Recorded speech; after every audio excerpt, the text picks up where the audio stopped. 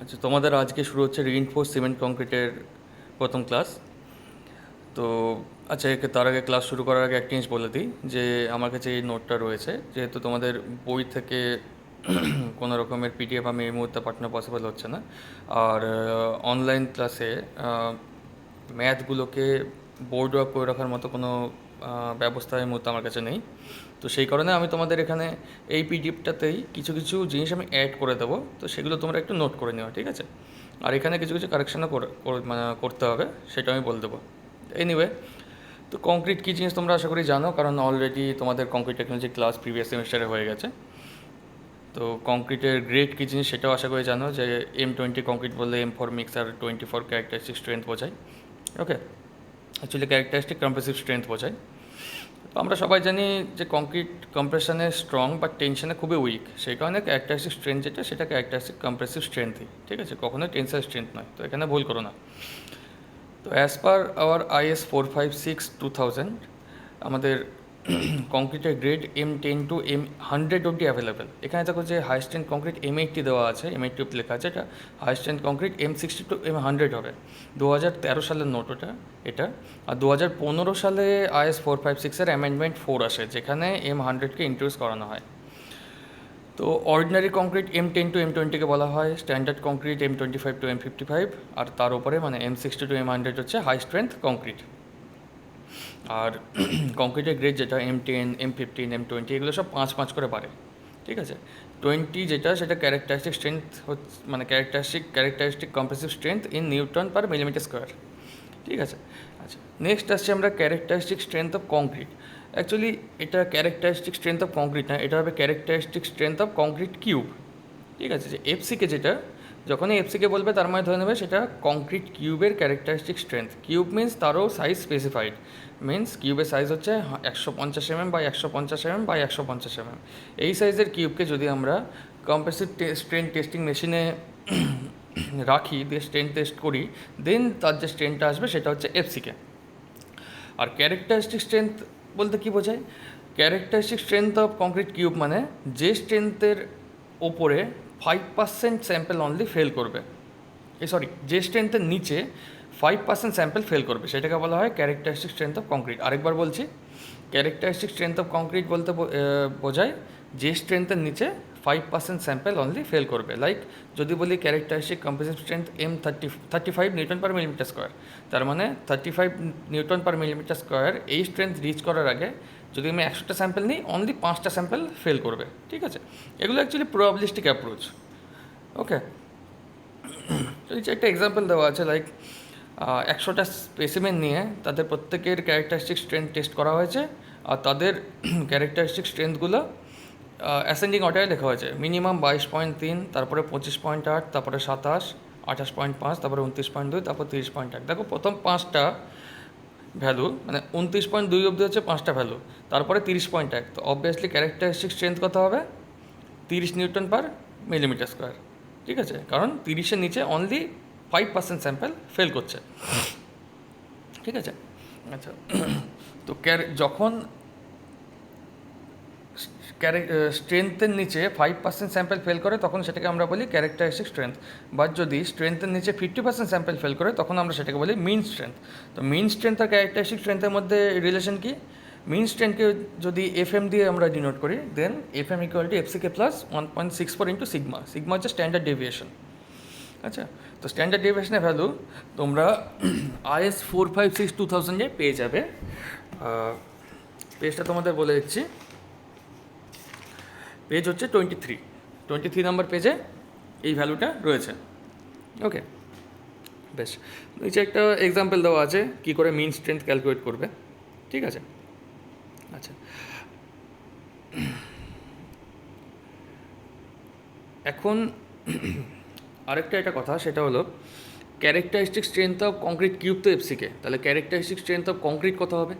দেখো, concrete cube যেটা আমরা টেস্ট করি তার সাইজ স্পেসিফাইড থাকে, বাট যখন প্র্যাকটিক্যাল লাইফে আমরা কংক্রিটের কোনো স্ট্রাকচার বানাই তার সাইজ তো 150 বাই 150 হয় না কখনোই। একটা বিম ধরো বা একটা যে কোনো স্ল্যাব ধরো বা একটা কলাম ধরো, ওই সাইজের কলাম তুমি পাবে না, মানে পাবে না বললেই চলে, ঠিক আছে? ম্যাক্সিমাম কেসে ওই সাইজের হয় না। তো সেই কারণে সাইজটা চেঞ্জ হয়ে যায় যেহেতু, সেই কারণে ওটা একটা ফ্যাক্টর। আর সেকেন্ড হচ্ছে কম্প্রেসিভ স্ট্রেন টেস্টিং মেশিনে স্ট্রেস ইউনিফর্ম ডিরেকশনে পড়ে, ওয়ান ডিরেকশনে পড়ে, বাট প্র্যাকটিক্যাল কেসে স্ট্রেস তোমার একটা ডিরেকশন না, মাল্টি ডিরেকশন থেকে আসতে পারে। তো সেই কারণে যখনই ক্যারেক্টারিস্টিক স্ট্রেংথ অফ কংক্রিট লিখবো আমরা, তখন আমরা এফসিকে মানে ক্যারেক্টারিস্টিক স্ট্রেংথ অফ কিউব যেটা, সেটাকে 1.5 দিয়ে ডিভাইড করবো। তো এফসিকে বাই 1.5 দিয়ে ডিভাইড করবো। তো এফসিকে বাই 1.5 কত হচ্ছে? 0.67 এফসিকে। ওকে, তাহলে খেয়াল রাখবে ক্যারেক্টারিস্টিক স্ট্রেংথ অফ কিউব হচ্ছে এফসিকে, আর characteristic compressive strength of concrete হচ্ছে 0.67 এফসিকে। আরেকবার বলে দিচ্ছি, characteristic compressive strength of concrete cube হচ্ছে এফসিকে, আর characteristic compressive strength of concrete হচ্ছে 0.67 এফসিকে, যেটা বেসিক্যালি এফসিকে বাই 1.5। আচ্ছা, এতে গেল লিমিট স্টেট মেথড। অ্যাকচুয়ালি আমাদের দুটো মেথড আছে, একটা হচ্ছে লিমিট স্টেট, একটা ওয়ার্কিং স্ট্রেস। তো ওয়ার্কিং স্ট্রেস মেথডে একটা মেম্বারকে আনসার্ভিসেবল বলা হয়, একটা মেম্বার অফ স্ট্রাকচারকে আনসার্ভিসেবল বলা হয় যখন তার স্ট্রেস তার ওয়ার্কিং স্ট্রেসকে ক্রস করে যায়। বাট লিমিট স্টেটে একটা মেম্বারকে আনসার্ভিসেবল বলা হবে যখন সেটা সার্টেন লিমিট ক্রস করে। ঠিক আছে, এই লিমিটগুলো কী কী? লিমিট স্টেটের লিমিটগুলো দু ধরনের mainly, limit of collapse and limit of সার্ভিসিবিলিটি।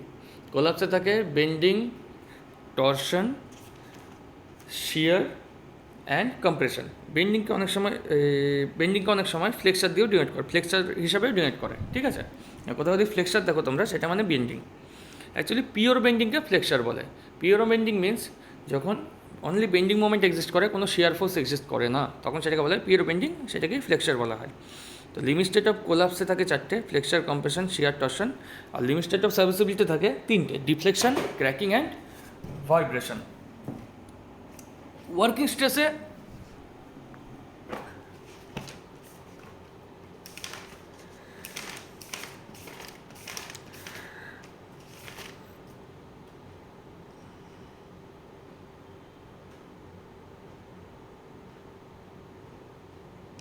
Working স্ট্রেসে এরকম কোলাপস আর সার্ভিসিবিলিটির কোনো স্পেসিফাইড আলাদা কোনো ক্রাইটেরিয়া নেই। জেনারেলি ওয়ার্কিং স্ট্রেসে দেখা যায় যে মেম্বার এতটাই বাল্কি হয় বা তার সাইজ এতটাই বেশি হয় যে সেটা সার্ভিসিবিলিটি চট করে ফেল করে না, সে কারণে ওয়ার্কিং স্ট্রেসে সার্ভিসিবিলিটি চেক খুব একটা করা হয় না। ওকে, আচ্ছা, তো লিমিট স্টেটে তো আমরা কংক্রিটের ক্যারেক্টারিস্টিক স্ট্রেংথ পেলাম। তো ওয়ার্কিং স্ট্রেসে কংক্রিটের ক্যারেক্টারিস্টিক স্ট্রেংথ কত হয়? জেনারেলি যদি এফসিকে হয় characteristic compressive strength of cube, তাহলে ক্যারেক্টারিস্টিক স্ট্রেংথ ওয়ার্কিং স্ট্রেসে ফর বেন্ডিং সিগমা সিবিসি এটা নেওয়া হয় এফসিকে বাই 3 হচ্ছে ফ্যাক্টর অফ সেফটি। যদি এফসিকে 30 হয়, দেন সিগমা সিবিসি হচ্ছে 10। অ্যাকচুয়ালি তোমাদের যদি এক মিনিট, আমি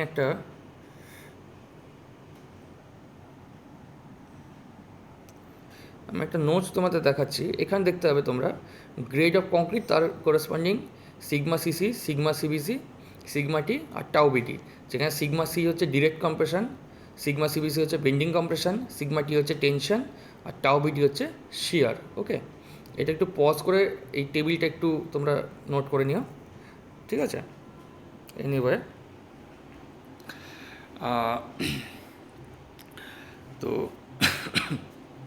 এই দাঁড়ালো আমার characteristic strength for limit state and working stress both.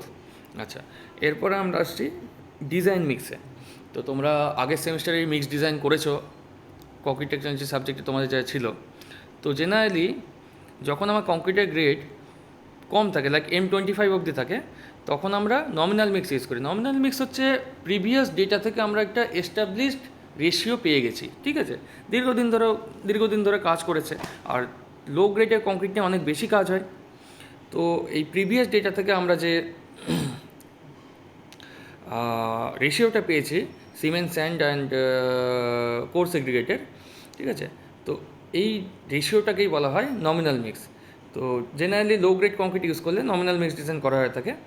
R design mix হচ্ছে যখন আমরা কংক্রিটের গ্রেড M30 বা তার উপরে হয়ে যায়, তখন আমরা সেটাকে মিক্স ডিজাইন করতে হয়। IS 10262/2009 ইউজ করে আমাকে মিক্স ডিজাইনটা করতে হবে। তো ডিজাইন নমিনাল মিক্সের যে মিক্স রেশিওটা, সেটা তোমাদের আমি একটু দেখাচ্ছি, তোমরা এটা একবার নোট করে নিও। M5 ক্ষেত্রে 1:5:10, M7.5 1:4.8, M10 ক্ষেত্রে 1:3:6, M15-এ 1:2:4, M20-তে 1:1.5:3, আর M25-এ 1:1:2। এগুলো এমসিকিউ পারপাসে প্রচণ্ড পরিমাণে আসে। ওকে, আচ্ছা আচ্ছা, এবার আইএস কোডে আরও কিছু ক্রাইটেরিয়া দেওয়া আছে, like strength of 4 non-overlapping consecutive test results should not be less than FCK plus 0.825 sigma or FCK plus 4। এটা ছিল পুরনো কোড ওয়াইজ, আর FCK plus 3 আমাদের নিউ কোড মানে IS 456/2000 অনুযায়ী। এই দুটোর মধ্যে এটা বেশি হবে, সেটা যেন ক্রস না করে, ঠিক আছে। তো এখানে একটা এক্সাম্পল দিয়ে দেখানো আছে, আর এর ওপরে যে routine quality control at site দেখতে পাচ্ছ, এই একটা ছোট্ট টপিক লেখা আছে। এখানে একটা অ্যাকচুয়ালি টেস্ট করেছে, যেখানে এই আইএস কোডের এই ক্রাইটেরিয়া ওয়াইজ এই টেস্টটা ফেল করেছে, মানে এই কংক্রিট স্যাম্পলটা টেস্টে ফেল করেছে। আচ্ছা, আইএস কোড IS 456/2000 আরেকটা ক্রাইটেরিয়া দিয়েছে যে test result shall be average of 3 specimen and individual variation must not be greater than 15% of the average. এখানে দেখো দুটো এক্সাম্পল দিয়েছে, একটাতে দুটো ক্রাইটেরিয়া, এক্সাম্পল 1-এ স্যাম্পেলগুলো দুটো ক্রাইটেরিয়া স্যাটিসফাই করেছে, বাট এক্সাম্পল 2-এ স্যাম্পেলগুলো ক্রাইটেরিয়া স্যাটিসফাই করতে পারেনি। ওকে, তো এটা একটা এক্সাম্পল, আর এই দুটো ক্রাইটেরিয়া ইজ ভেরি ইম্পর্টেন্ট। এরপর আমরা আসছি গুড প্রবাবিলিটি কার্ভে। দেখো, এখন যদি আমরা 100টা স্যাম্পেল প্রিপেয়ার করি, তো 100টা স্যাম্পেল 100টা আলাদা রেজাল্ট দেবে, এক্স্যাক্ট রেজাল্ট দেবে না, সামান্য হলেও ডিফারেন্স থাকবে তাদের মধ্যে, যেহেতু কংক্রিট এক্স্যাক্ট হোমোজিনিয়াস মেটেরিয়াল নয়, ঠিক আছে। তো কার্ভ 1 যে দেখতে পাচ্ছ, সেটা হচ্ছে গুড কোয়ালিটি কন্ট্রোল, মানে তাদের মধ্যে সবথেকে কম যে রেজাল্টটা, মানে যে স্যাম্পেলটা সবথেকে কম রেজাল্ট স্ট্রেন দিচ্ছে, যে স্যাম্পেলটা সবচেয়ে বেশি স্ট্রেন দিচ্ছে, তাদের মধ্যে ডিফারেন্স খুব একটা বেশি নেই, স্ট্রেন্থের ডিফারেন্স খুব একটা বেশি নেই। 2 নম্বর কার্ভটা হচ্ছে অ্যাভারেজ কোয়ালিটি কন্ট্রোল, মানে ডিফারেন্স একটু বেড়েছে। আর 3 নম্বর কার্ভ হচ্ছে পোর কোয়ালিটি কন্ট্রোল। তো আমরা সবসময় চেষ্টা করবো গুড কোয়ালিটি কন্ট্রোলের। ওকে, বেশ। নেক্সট আমরা আসছি ক্যারেক্টারিস্টিক লোড। ক্যারেক্টারিস্টিক লোড হচ্ছে সেই লোড ভ্যালুটা যেটা স্ট্রাকচারের এন্টায়ার লাইফ স্প্যানে 95% প্রবাবিলিটি রয়েছে যে স্ট্রাকচারের এন্টায়ার লাইফ স্প্যানে 95% কেসে যে লোড পড়বে সেটা ওই ক্যারেক্টারিস্টিক লোডকে ক্রস করবে না, অনলি 5% কেসে ক্রস করতে পারে। ওকে, এটা হচ্ছে ক্যারেক্টারিস্টিক লোড। আচ্ছা, ইয়ং মডুলাস অফ ইলাস্টিসিটি আমরা জানি stress by strain equal to Young modulus of elasticity. As per IS 456/2000 কংক্রিটের ইয়ং মডুলাস মানে ই সাবফিসে সি ইকুয়াল টু 5000√/FCK, ঠিক আছে। তো কংক্রিটের স্ট্রেস স্ট্রেন কার্ভ যদি আমরা দেখি, একটা প্যারাবোলিক, ফার্স্টে স্ট্রেট লাইন, একটা প্যারাবোলিক শেপের আমরা কার্ভ পাই, ঠিক আছে, অ্যাকচুয়াল কার্ভ যেটা। আর আমরা যেটা অ্যাজিউম করি প্যারাবোলিক শেপ, তারপরে স্ট্রেট লাইন। দেখো ওপরে যেটা লেখা আছে অ্যাজ পার IS 456/2000, এটা হচ্ছে আমাদের অ্যাজাম্পশন। ওকে, তো অ্যাকচুয়াল কার্ভের যে ফেলিয়ার পয়েন্টটা, এটা অ্যাকচুয়ালি এই আমাদের অ্যাজাম্পশন তার অনেক পরে যায়, মানে এই ডটের যে লাইনটা দেখতে পাচ্ছ, এটা আরও মানে এই ভার্টিক্যাল সেকেন্ড যে লাইনটা আছে সেটা ছাড়িয়েও আরও এক্সটেন্ড হবে, ঠিক আছে। তোমরা বইয়ে এটা দেখতে পাবে এক্স্যাক্ট কার্ভটা কি, এখানে যেটা নোট করা রয়েছে এটা একটু ভুল করা রয়েছে।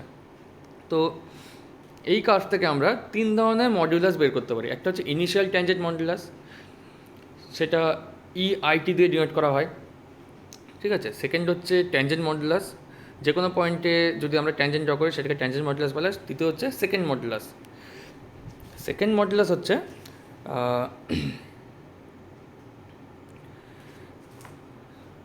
এক মিনিট,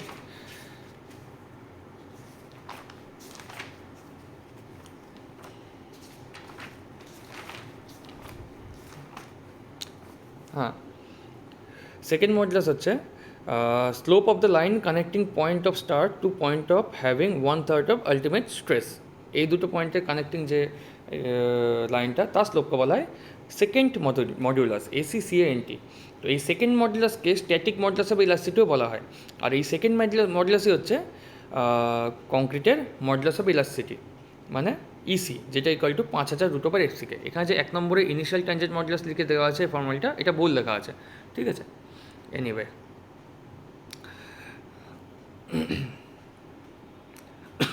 এবার হচ্ছে এফেক্ট অফ ক্রিপ। ক্রিপ কী জিনিস আশা করি জানো, কংক্রিট টেকনোলজিতে ছিল, তাও একবার বলে দিচ্ছি। যখন এক্সট্রা কোনো লোড না পড়ে কংক্রিটের ওপরে, অনলি তার ডেড লোডের জন্য লং টার্মে স্ট্রাকচারের মধ্যে ডিফর্মেশন দেখা যায়, তখন সেটাকে বলা হয় ক্রিপ। ঠিক আছে, creep only caused by dead load. তো যখনই ক্রিপ ইন্ট্রোডিউস হবে তখনই মডুলাস অফ ইলাস্টিসিটির ফর্মুলাটা একটু মডিফাই হবে। মডিফাই হয়ে কী হবে, actual modulus of elasticity when considering creep this equal to Ec by 1 + theta, যেখানে থিটা হচ্ছে creep coefficient. Actually creep coefficient মানে creep strain by elastic strain. তো যদি এজ অফ লোডিং 7 দিন হয় দেন থিটার ভ্যালু 2.2, যদি 28 দিন হয় থিটার ভ্যালু 1.6, আর যদি এজ অফ লোডিং 1 ইয়ার হয় দেন থিটার ভ্যালু 1.1। ঠিক আছে, তো এখানে ক্রিপ স্ট্রেন ইন কংক্রিটের যে কার্ভটা দেওয়া আছে, সেখানে ইলাস্টিক স্ট্রেন আর ক্রিপ স্ট্রেন কী জিনিস সেটা তোমাদের এখানে বুঝিয়ে দেওয়া রয়েছে। তো দেখবে যত সময় যায় তত ক্রিপ স্ট্রেনের ভ্যালু বাড়তে থাকে, বাট একটা টাইমের পরে সেটা স্টেবল হয়ে যায়, তারপরে আর বাড়ে না। ঠিক আছে, ওটা আলটিমেট ক্রিপ স্ট্রেন। ঠিক আছে, এবার যদি ওখানে লোড রিমুভ করি তো একটা ইনস্ট্যান্টেনিয়াস রিকভারি হয়, বাট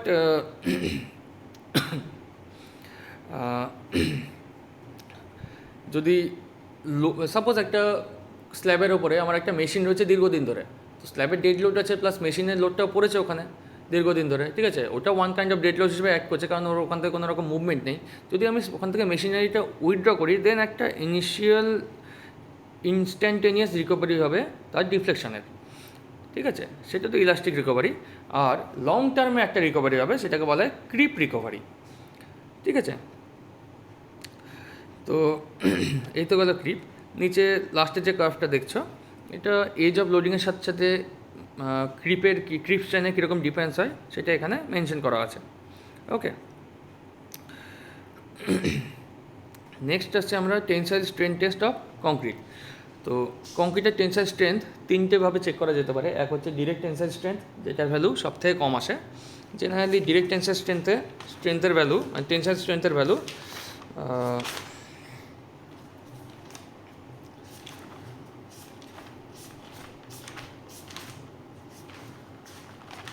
এক মিনিট এক্স্যাক্ট, হ্যাঁ 7 থেকে 15% আসে কম্প্রেসিভ স্ট্রেংথের। ঠিক আছে, জেনারেলি কংক্রিটের টেনসাইল স্ট্রেংথ কংক্রিটের কম্প্রেসিভ স্ট্রেংথে 7 থেকে 15% হয়। ডিরেক্ট টেনসাইল স্ট্রেংথে এই ভ্যালুটা আরও কম আসে। ফ্লেক্সারাল স্ট্রেংথের ক্ষেত্রে এই ভ্যালুটা সব থেকে বেশি আসে। ঠিক আছে, তো ফ্লেক্সার স্ট্রেংথ যেটা, সেটাকে এফসিআর দিয়ে ডিনোট করা হয়। FCR equal to 0.7 √/fck। তো এটাকে মডুলাস অফ রাপচারও বলা হয়। এটা এমসিকিউ পারপাসে প্রচুর আসে। ওকে, আর থার্ড যে মেথডটা রয়েছে ওটা হচ্ছে সিলিন্ডার স্প্লিট টেস্ট, এটার ভ্যালু মিডিয়াম আসে। ঠিক আছে, আচ্ছা তোমাদের যে একটু আগেই ক্যামেরা অন করে যে ছবিটা দেখালাম সেই টেবিলটা এখানেও দেওয়া আছে। ঠিক আছে, তোমরা এটা থেকেও দেখে নিতে পারো, অসুবিধার কিছু নেই। পার্থক্য হচ্ছে ওখানে আমার কম্প্রেশনটা আগে ছিল, এখানে টেনশনটা আগে রয়েছে। এনিওয়ে,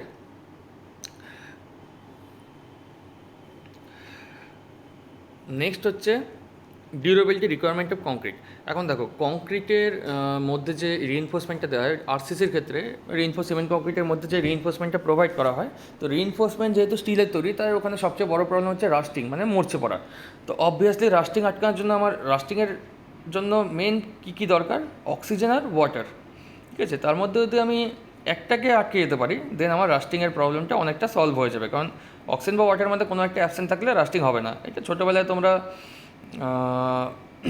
এই 6, 7, 8 দিকে বিজ্ঞানে এরকম কয়েকটা এক্সপেরিমেন্ট দেখানো হয় বা করা হয়ে থাকে বা বইয়ে থাকে। ঠিক আছে, তো এটা আশা করি তোমরা জানো। তো এখানে কংক্রিটের ক্ষেত্রে রাস্টিং প্রবলেমটা মিনিমাইজ করার জন্য আমরা কী করি, আমরা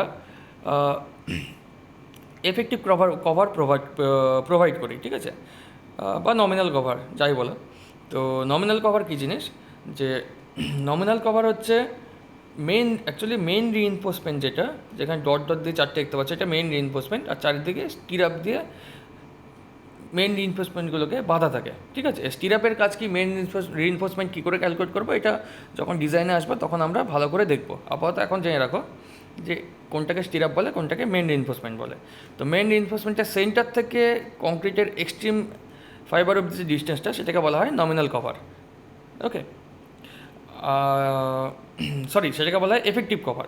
আর নমিনাল কভার হচ্ছে স্টিরাপের এন্ড থেকে যে এক্সট্রিম ডিস্টেন্সটা সেটা হচ্ছে nominal cover. Generally nominal cover আমাদের বলা থাকে, বিমের ক্ষেত্রে নমিনাল কভার 20 mm হয়, স্ল্যাবের ক্ষেত্রে 25 mm, কলমের ক্ষেত্রে মিনিমাম নমিনাল কভার 40 mm, আর স্ল্যাবে এই ফাউন্ডেশনের ক্ষেত্রে 50 mm।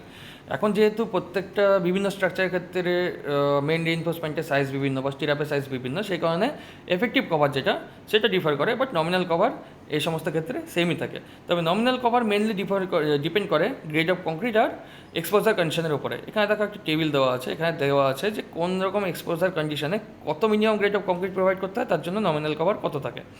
ঠিক আছে, যে তোমাদের ভ্যালুটা বললাম 20, 25, 40, 50, এটা মাইল্ড এক্সপোজার কন্ডিশনের জন্য। ওকে, এনিওয়ে এবার হচ্ছে রিইনফোর্সমেন্ট। দেখো রিইনফোর্সমেন্ট মানে কোনো কিছুকে রিইনফোর্স করা মানে একটা এক্সটার্নাল কোনো এলিমেন্ট সেখানে অ্যাড করে তার স্ট্রেংথ বাড়ানো। কংক্রিটের কম্প্রেসিভ স্ট্রেংথ প্রচুর, বাট টেনশনে কংক্রিট প্রচণ্ড উইক। এই কারণে কংক্রিটের টেনসাইল স্ট্রেংথ বাড়ানোর জন্য আমরা জেনারেলি স্টিলকে রিইনফোর্সমেন্ট হিসেবে ইউজ করি। তার কয়েকটা কারণ রয়েছে। এক হচ্ছে স্টিল হচ্ছে খুবই চিপ, ঠিক আছে। সেকেন্ড হচ্ছে কংক্রিট আর স্টিলের thermal expansion coefficient almost same, সেই কারণে টেম্পারেচার ভ্যারিয়েশনে কোনো রকমের ক্র্যাক আসার চান্সেস থাকে না। ওকে, আর থার্ড হচ্ছে স্টিলের স্ট্রেংথ যথেষ্ট বেশি। তো এই সমস্ত কারণে আমরা রিইনফোর্সমেন্ট হিসাবে জেনারেলি কংক্রিটে স্টিল ইউজ করে থাকি। বাট তোমরা রিসেন্ট যদি ইন্টারনেট সার্চ করো তাহলে দেখতে হবে যে কংক্রিটে শুধুমাত্র মানে রিসেন্ট ডেভেলপমেন্টে শুধুমাত্র স্টিল না, অনেক আলাদা আলাদা মেটেরিয়ালও ইউজ হয়। লাইক অ্যালুমিনিয়াম ইউজ করা হয়, কখনো গ্লাস ফাইবার ইউজ করা হয়, কখনো ব্যাম্বু ইউজ করা হয়, ঠিক আছে। তো বিভিন্ন ধরনের কখনো ফাইবার ইউজ করা হয়। তো রিইনফোর্সমেন্ট হিসাবে আমরা অনেক মেটেরিয়াল ইউজ করি, বাট সবথেকে বেশি ওয়ার্ল্ড ওয়াইড অ্যাকসেপ্টেড যে রিইনফোর্সমেন্ট সেটা হচ্ছে স্টিল। তো স্টিল দু ধরনের হয়, mild steel, medium tensile steel, চার ধরনের হয়, mild steel, medium tensile steel, high yield strength deform bar, আর হচ্ছে মেকানিক্যালি ট্রিটেড বার। এর মধ্যে high yield strength deform bar যেটা সেটাকে HOSD বলে, আর যেটা থার্মোমেকানিক্যালি ট্রিটেড বার ওটাকে TMT বলে। তো HOSD দুটো গ্রেডের হয়, Fe415 আর Fe500। Fe হচ্ছে ফেরাস, 415 হচ্ছে তার টেন্সাইল স্ট্রেংথ, আর 500 টেন্সাইল স্ট্রেংথ। আর মাইল্ড স্টিল হয় একটাই গ্রেডে, সেটা হচ্ছে Fe250, ঠিক আছে। আচ্ছা,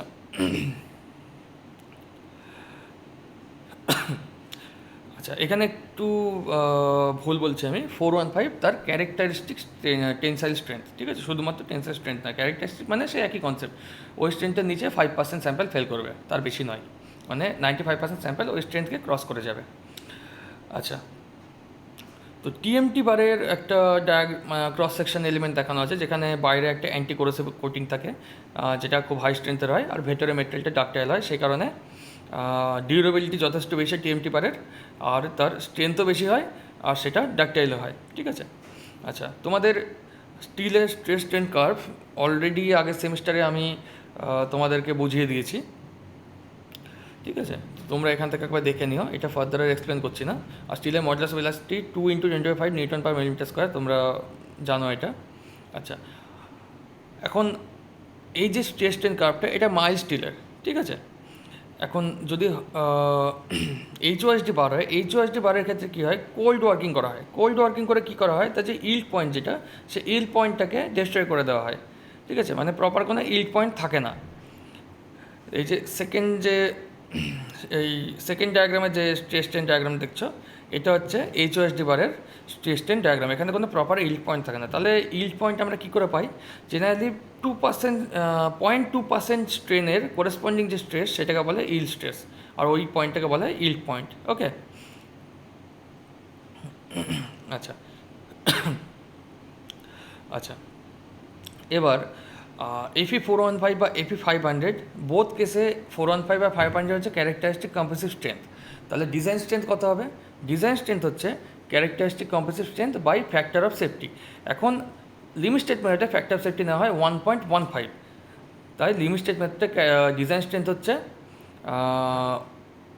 যদি ক্যারেক্টারিস্টিক স্ট্রেংথকে FY দিয়ে ডিনোট করি, F সাফিক্সে Y, মানে 415 বা 500কে যদি FY দিয়ে ডিনোট করি, তাহলে ডিজাইন স্ট্রেংথ হচ্ছে FY/1.15, এটা ইকুয়াল টু হচ্ছে 0.87 FY। ভ্যালুটা মাথায় রাখো, খুবই ইম্পর্টেন্ট।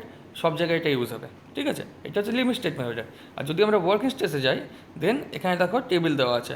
ওয়ার্কিংয়ে টেন্সাইল স্ট্রেংথ 20 মিটার যদি কম দেওয়া হয় তাহলে পরে মিডিয়াম টেন্সাইল স্টিলের ক্ষেত্রে 190 নেওয়া হয়, আর HOSD ক্ষেত্রে 230 নেওয়া হয়, ঠিক আছে? আর কম্প্রেসিভ স্ট্রেংথ নেওয়া হয় 190। ওকে, আর যদি এপি 250 হয় তার টেবিলটা এখানে দেওয়া আছে। এখন তোমাদেরকে একটা কথা বলে দিই, সেটা হলো লিমিট স্টেট মেথড এখন ওয়ার্ল্ড ওয়াইড অ্যাকসেপ্টেড। মানে যত কাজ করা হয় ম্যাক্সিমামই লিমিট স্টেট মেথডে করা হয়। তার কয়েকটা রিজন রয়েছে। এক হচ্ছে লিমিট স্টেট মেথডে তোমার স্ট্রাকচার সাইজ অনেক কমে যায়। সাইজ কমে যাওয়ার জন্য কী হয়, যখন নাকি মাস প্রোডাকশন হয় তখন ব্যাপারটা অনেকটাই ইকোনমিক্যাল হয়ে যায়, ঠিক আছে? তো এই কারণে লিমিট স্টেট মেথডটা এত ওয়ার্ল্ড ওয়াইড অ্যাকসেপ্টেড। তাই বলে ওয়ার্কিং স্ট্রেস মেথডে কাজ হয় না তা একদমই নয়। ওয়ার্কিং স্ট্রেস মেথডে অ্যাকচুয়ালি আনক্র্যাক সেকশন পাওয়া যায়। এই কারণে ওয়াটার ট্যাঙ্ক বা এই ধরনের জায়গায় যেখানে আমার আনক্র্যাক সেকশন দরকার সেখানে আমরা ওয়ার্কিং স্ট্রেস মেথডে কাজ করে থাকি। ওকে, তো এখানে তোমাদের ওয়ার্কিং আর লিমিট দুটোই সাইমালটেনিয়াসলি ইন্ট্রোডিউস করানো হয়েছে। একটু সাবধানে পড়বে, দুটোর মধ্যে গুলিয়ে ফেলবে না। কোনটা ওয়ার্কিং কোনটা লিমিট সেটা তোমাদের এখানে আমি জায়গায় জায়গায় বলে দিচ্ছি। যেমন প্রথম থেকে যদি ধরি তাহলে এটা লিমিট চলছে সবই, একমাত্র ওয়ার্কিং আসছে এখানে যেখানে সিগমা সিবিসি লেখা আছে, ঠিক আছে? সেকেন্ড ওয়ার্কিং আসছে তোমার দাঁড়াও 1 মিনিট, এখনও আসেনি।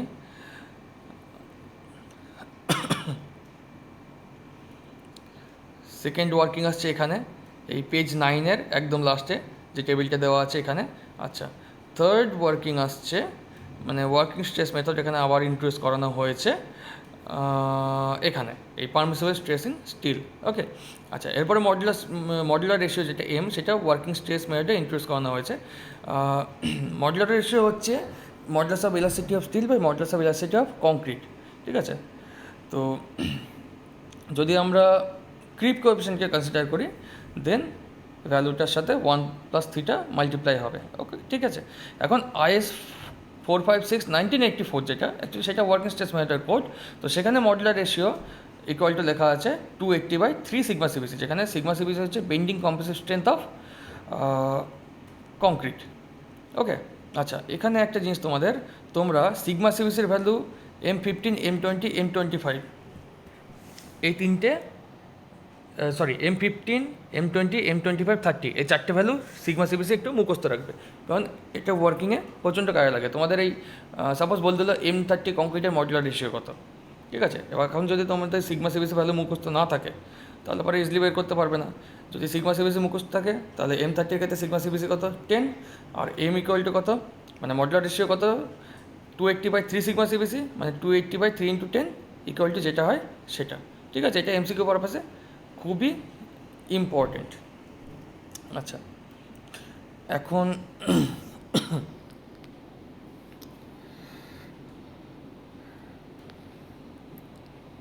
এখন মডুলার রেশিও ইউজ করে আমরা কী করি? দেখো, ওয়ার্কিং স্ট্রেস মেথডে একমাত্র মডুলার রেশিও ইউজ হয়, স্টিলের ক্ষেত্রে ওই লিমিট স্টেটের ক্ষেত্রে হয় না।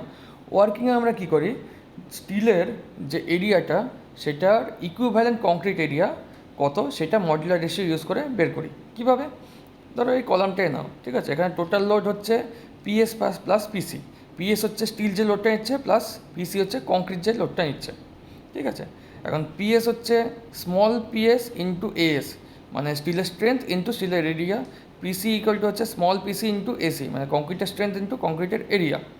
ওকে, এখন যেহেতু দুটোরই ডিফ্লেকশন সেম হবে, ঠিক আছে? তো delta steel equal delta concrete.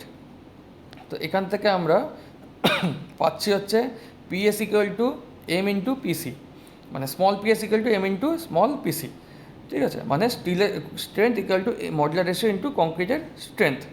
ওকে, তো স্ট্রেংথ অফ স্টিলকে যদি T দিয়ে ডিনোট করি, মডুলার রেশিও M, আর স্ট্রেংথ অফ কংক্রিটকে C দিয়ে ডিনোট করি, এখানে স্ট্রেংথ বলো বা স্ট্রেস বলো একই। স্ট্রেংথ হচ্ছে তোমার তার ক্যাপাসিটি, স্ট্রেস হচ্ছে তার রিয়াকশান, ঠিক আছে? তো আমরা যদি ফুল ক্যাপাসিটি ইউজ করি তাহলে স্ট্রেংথ ইকুয়াল টু স্ট্রেস হয়ে যাবে। তো T equal to M into C, তাহলে C ইকুয়াল টু কত, T/M। ওকে, আচ্ছা, তো C ইকুয়াল যদি T/M হয় তাহলে আমরা পাচ্ছি P equal to PC into M into AS plus AC। তো M into AS plus AC এটা হচ্ছে total equivalent area in term of concrete, okay, তাহলে এরিয়া অফ স্টিল যদি এস হয় তাহলে ইকুইভ্যালেন্ট এরিয়া অফ কংক্রিট হচ্ছে M into S. ঠিক আছে, তো অ্যাকচুয়াল ডায়াগ্রাম যেটা সেটা স্কোয়ার, মাঝখানে 4টে রিইনফোর্সমেন্ট রয়েছে, বাট যেটা যখনই আমরা স্টিলের এরিয়াটা কংক্রিটের এরিয়া দিয়ে রিপ্লেস করে দেবো, মানে স্টিল যে স্ট্রেংথটা নিচ্ছে সেম স্ট্রেংথ নিতে আমার কয়টা কংক্রিট লাগবে সেটা যখন রিপ্লেস করবো তখন আমরা এই ডান দিকে যে ডায়াগ্রাম দেখছো এটার মতো করে দেখাবো। ঠিক আছে, যেখানে মাঝের ওই 4টে ডট, এই 4টে ডট ভ্যাকান্ট থাকবে। ওকে, বেশ। তো ওয়ার্কিং এই অবধি আছে। নেক্সট অ্যাজাম্পশন রয়েছে। তো অ্যাজাম্পশনটা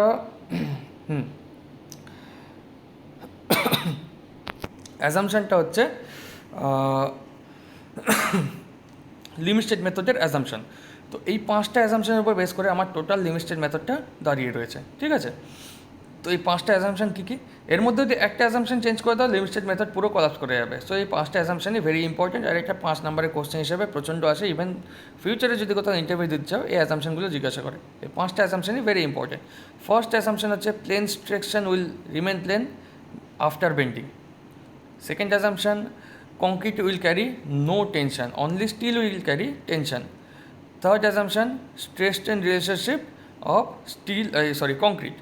আচ্ছা, এখানে স্টিল আর কংক্রিটের স্ট্রেস স্ট্রেন রিলেশনশিপ একটা অ্যাজাম্পশনের মধ্যেই রেখে দিয়েছে। ঠিক আছে, তো এটা হচ্ছে থার্ড অ্যাজাম্পশন। ফোর্থ অ্যাজাম্পশন হচ্ছে এটা তোমার মাঝখানে ইন্ট্রোডিউস করেছে, কারণ এই যে উপরে 3টে অ্যাজাম্পশন দেখতে পাচ্ছ, এই 3টে লিমিটের অ্যাজাম্পশন, আর যখনই ফোর্থ অ্যাজাম্পশন এর সাথে অ্যাড করবো সেটা হয়ে যাবে টোটালটা ওয়ার্কিং অ্যাজাম্পশন। ঠিক আছে, ওয়ার্কিং স্ট্রেসের অ্যাজাম্পশন। ওয়ার্কিং স্ট্রেসে কী বলছে? M equal to 280/3 sigma CBC. আর ফিফথ অ্যাজাম্পশন যেটা সেটা বলছে যে minimum strain in steel at the time of failure should not be less than 0.002 plus 0.87 FY/ES। ঠিক আছে, এটা হচ্ছে লিমিটেড অ্যাজাম্পশন। আর আরেকটা অ্যাজাম্পশন রয়েছে এখানে লেখা নেই, সেটা হলো maximum strain in concrete should not be more than 0.0035। তো এই কটা অ্যাজাম্পশনের উপর আমার ওয়ার্কিং স্ট্রেস আর লিমিট স্টেট মেথড দাঁড়িয়ে রয়েছে। তো এর মধ্যে যদি কোনো একটা চেঞ্জ করে দেওয়া হয় দেন আমার পুরো মেথডটাই কোলাপস করবে। তো এই লেকচার এই অবধি। নেক্সট তোমাদের সিঙ্গলি রিইনফোর্স বিম দিয়ে লেকচার স্টার্ট করবো।